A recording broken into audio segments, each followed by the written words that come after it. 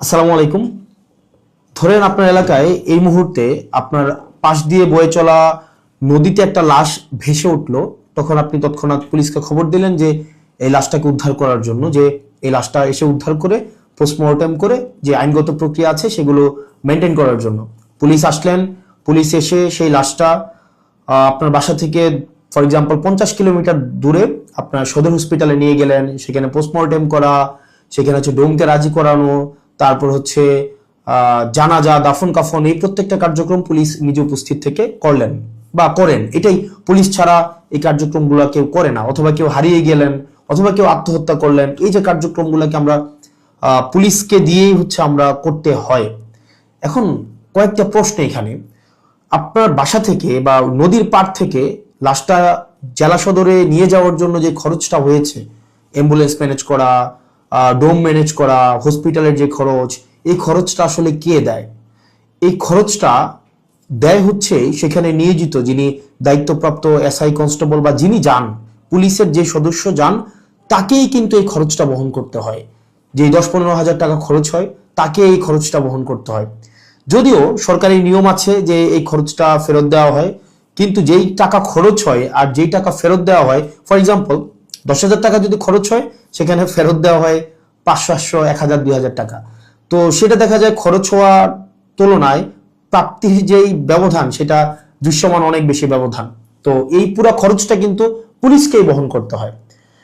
দ্বিতীয়ত হচ্ছে, আপনি যদি আপনার এলাকার থানাগুলাতে যান, থানাগুলাতে গিয়ে যদি দেখেন যে আপনার এলাকার এসআই, কনস্টেবল বা আপনার যারা সেবা দিয়ে থাকেন যে পুলিশগুলা কোন ধরনের পরিবেশে থাকেন, আপনি বিশ্বাস করেন, যদি আপনি ওই পরিবেশটা দেখেন, আমরা ইউনিভার্সিটিতে যেভাবে গণরুমে ছিলাম, এক রুমে গাদাগাদি করে অনেকজন, ফ্লোরিং করা, শুধুমাত্র তোষকটা থাকতো, উপরে ফ্যান নাই, যথাযথ পয় নিষ্কাশন ব্যবস্থা নাই, তারপরে হচ্ছে ভেন্টিলেশন সিস্টেম নাই। একটা মানবীয় জীবন বলতে যেটা বুঝায়, আপনার থানাগুলোতে পুলিশরা সেই ধরনের পরিবেশে থাকে।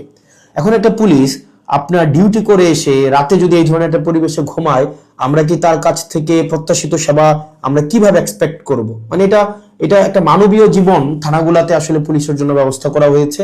এত বছরেও পুলিশ এই সেবাগুলোতে, এই মৌল মানবিক পুলিশের যেই বেসিক যে সেবাগুলা, সেগুলো এখনো পর্যন্ত কিন্তু সংস্কার করা হয়নি। তৃতীয়ত, সবচেয়ে গুরুত্বপূর্ণ এবং তৃতীয়ত যেই অসুবিধাটি আমি থানাতে দেখলাম এই কয়েক মাসে, সেটা হচ্ছে আপনার থানা থেকে একটা অপরাধ কার্যক্রম সংগঠিত হয়, ফর এক্সাম্পল 15 কিলোমিটার, 20 কিলোমিটার দূরে।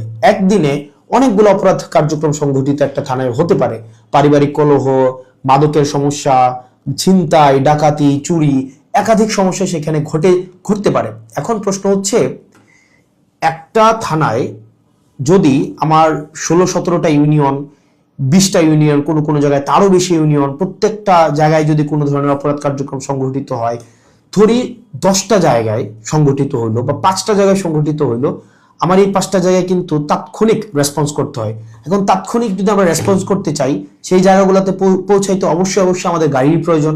মানে গাড়ি ছাড়া পায়ে হেঁটে তো নিশ্চয়ই এই ধরনের কার্যক্রমগুলোতে কখনোই পুলিশ তড়িৎ কোনো সিদ্ধান্ত বা তড়িৎ কোনো অ্যাকশন নিতে পারে না। কিন্তু আপনি যে থানাগুলো যান, দেখবেন কোনো থানায় 10টা গাড়ির প্রয়োজন, 6টা গাড়ির প্রয়োজন, সেখানে থানাকে দেওয়া হয়েছে 1টা গাড়ি, 2টা গাড়ি। এখন পুলিশ তার বাসায় বসে থাকে না। আপনি কল দিলেন যে এখানে ঝামেলা হয়েছে, মানুষ মারা গিয়েছে, চুরি হয়েছে, খুন হয়েছে, পুলিশ কিন্তু আসতে হয়। তাহলে পুলিশ কিভাবে আসে? পুলিশ দেখা যায় এটা ভ্যান ভাড়া করে, একটা অটো ভাড়া করে, অথবা দেখা যায় একটা লেগুনা ভাড়া করে, সেইটা করে কিন্তু তাকে যেতে হয়। ওই যে ভাড়ার টাকাটা, এই ভাড়ার টাকাটাও কিন্তু পুলিশের পকেট থেকে দিতে হয়। দ্বিতীয়ত, এই যে ভাড়া করে যাওয়া আসা, তার যে সময় নষ্ট হয়, সেক্ষেত্রে দেখা যায় যারা অপরাধ সংঘটিত করে তারা কিন্তু ইতিমধ্যেই সেই জায়গা থেকে চলে যায় এবং আমরা সেবা বঞ্চিত হই। সেজন্য আপনি যদি পুলিশকে যুগোপযোগী করতে চান, পুলিশকে যদি আপনি হচ্ছে তার সেবা তাৎক্ষণিক জনগণের কাছে পৌঁছাইতে চান, অবশ্যই তার ট্রান্সপোর্টেশন ব্যবস্থাটা অবশ্যই যথাযথভাবে করতে হবে। আপনি পুলিশকে ট্রান্সপোর্টেশনের গাড়ি দিবেন না। গাড়ি বলতে এখানে একটা পুলিশকে একটা গাড়ি, এটা বোঝানো হয় নাই। একটা কাভার্ড ভ্যান দেন, একটা 10টা পুলিশ একসাথে মুভ করতে পারে।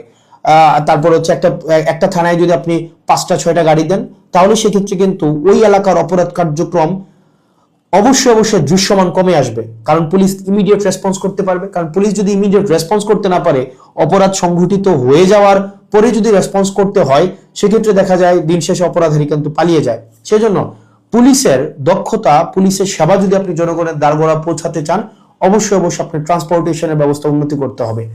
এখন আমাদের বর্তমান বিদ্যমান যে পুলিশ ব্যবস্থা রয়েছে, এই পুলিশ ব্যবস্থার থানাগুলোতে, আমি থানাগুলোর কথা বলবো, থানাগুলোতে তাদের অ্যাকোমোডেশন সমস্যা, তাদের বাসা, তাদের থাকার জায়গা নাই ঠিকঠাক ভাবে, গণরুমের মতো তাদেরকে থাকতে হয়, এবং তাদেরকে যে বেতন দেওয়া হয়, এই বেতন দিয়ে যে একটা স্বাভাবিক জীবনযাপন করবে, সেটা কোনোভাবেই সম্ভব না।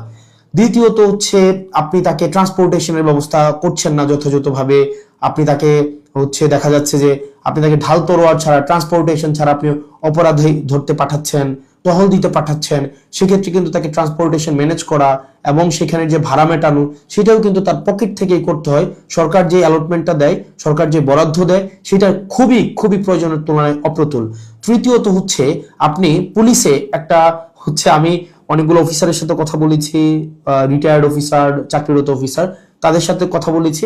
পুলিশে ম্যানেজ করে নেওয়া একটা কালচার আছে, ম্যানেজ করে নেওয়া একটা কালচার। ফর এক্সাম্পল, আপনি কনস্টেবলকে পাঠাইলেন কোন একটা জায়গায় আসামি ধরার জন্য, সেখানে 5,000 টাকা খরচ হবে যে আসামিটা ধরতে, ট্রান্সপোর্টেশন কস্ট বা তদন্ত এই জায়গাগুলোতে।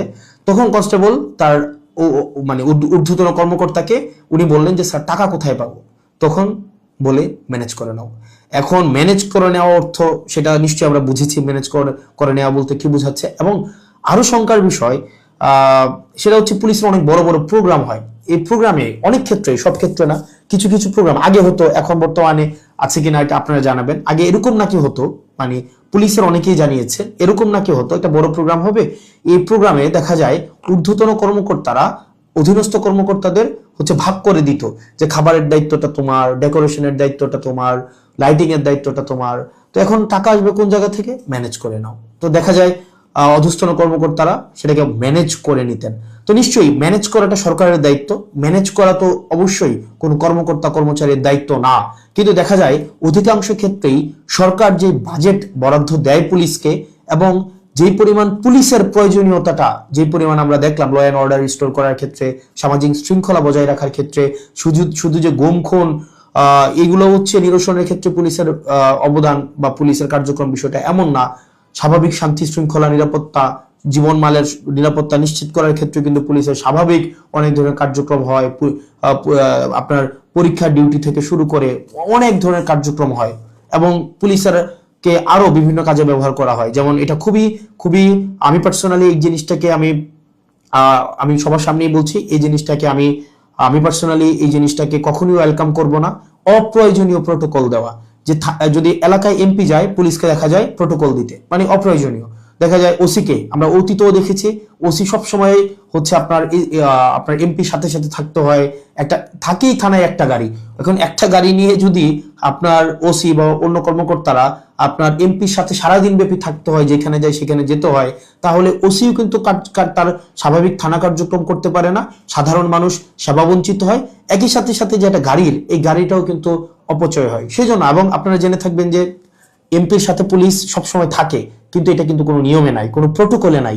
এমপির সাথে পুলিশ থাকবে, এটার কোনো প্রোটোকল নাই, কোনো প্রোটোকলেই নাই।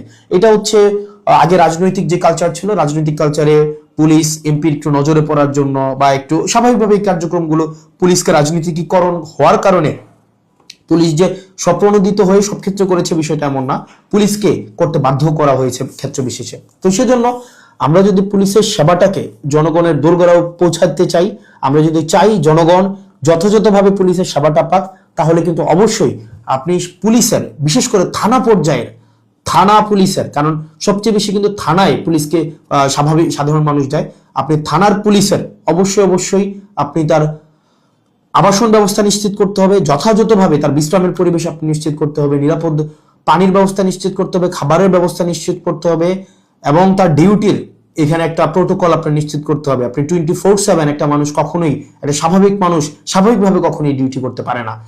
2 নম্বর বিষয় হচ্ছে ট্রান্সপোর্টেশনের ব্যবস্থাটাকে আপনি নিশ্চিত করতে হবে। একটা থানায় একটা গাড়ি দিয়ে একটা থানা কখনোই চলতে পারে না, 2টা গাড়ি দিয়ে একটা থানা কখনোই চলতে পারে না। আপনি পুলিশের উপর চাপিয়ে দিবেন যে ম্যানেজ করে নাও। পুলিশ যখন ম্যানেজ করতে যাবে, তখনই কিন্তু জনগণ পুলিশের একটা সাংঘর্ষিক অবস্থা তৈরি হয়।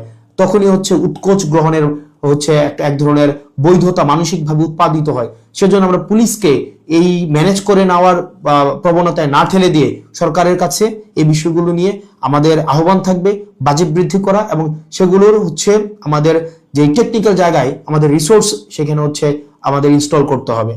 তৃতীয়ত তার মানে অ্যাকোমোডেশন, তারপর হচ্ছে ট্রান্সপোর্টেশন, আর হচ্ছে 3 নাম্বার যেটা হচ্ছে অযাচিত যেই রাজনীতিকীকরণের যে বিষয়টি রয়েছে সেটি থেকেও পুলিশকে আমাদের মুক্তি দিতে হবে। সাধারণ জনগণ এবং পুলিশের মাঝখানে কোনো মধ্যস্বত্বভোগী থাকা কখনোই উচিত না। তো আমরা পুলিশের কখনোই, আমরা শুরু থেকে, আপনি যদি যান আমার টাইমলাইনে এখনো আছে যে অগাস্ট থেকে 2024 অগাস্ট থেকে পুলিশের যে টেকনিক্যাল হচ্ছে রিসোর্স ইনস্টল করা, তাদেরকে সেটাকে এনরিচ করা, পুলিশকে জনমুখী করা, রাজনৈতিক প্রভাবে বলের বাহিরে নিয়ে যাওয়া, তাদের আবাসন, স্বাস্থ্য, চিকিৎসা সেগুলো যেন যথাযথ হয় সেটি নিশ্চিত করা, তার পেশাদারি যে ব্যয় হয় সেই পেশাদারি ব্যয় যেন সরকারি খাত থেকে হয়, তাকে যেন সেটির জন্য ম্যানেজ করা কালচারে না যেতে হয়, সেটির জন্য কিন্তু আমরা গুরুত্ব দিচ্ছি। সেজন্য আমরা সংসদে এই বিষয়গুলো নিয়ে কথা বলবো যদি আল্লাহ সুযোগ করে দেয়, এবং যেহেতু সুযোগ করে দিয়েছে একই সাথে সাথে সরকারের কাছে বা মানুষের কাছেও যে এই যে পুলিশের, আমরা যে তৃণমূলের পুলিশের যে জটিলতাগুলো সেগুলো আমার কাছে মনে হয়েছে সবার জানা উচিত, যেহেতু থানাগুলোকে আমরা এখন খুব ক্লোজলি দেখছি, সেজন্য সবাইকে জানানো। আর পুলিশের প্রতি আমাদের সবসময় সংবেদনশীলতা রয়েছে, এবং আমরা চাই পুলিশ জনগণের হয়ে উঠুক, কোনো রাজনৈতিক দলের না, পুলিশ হয়ে উঠুক সবার। পুলিশের সাথে জনগণের সম্পর্ক থাকবে হৃদ্যতার, এবং প্রত্যেকটা মানুষ যেন ভয়হীন ভাবে সেখানে অভিযোগ জানাতে পারে, এবং অপরাধী নির্মূলে পুলিশ সবসময় যেন সুদৃঢ় ভূমিকা পালন করতে পারে রাজনৈতিক যে কোনো প্রভাবের ঊর্ধ্বে উঠে। পুলিশের আবাসন সমস্যা, ট্রান্সপোর্টেশন সমস্যা, পুলিশের বাজেট বৃদ্ধি এবং পুলিশের ম্যানেজ করে নেওয়া কালচার থেকে পুলিশকে অবশ্যই মুক্তি দিতে হবে। আসসালামু আলাইকুম ওয়া রাহমাতুল্লাহি ওয়া বারাকাতুহু।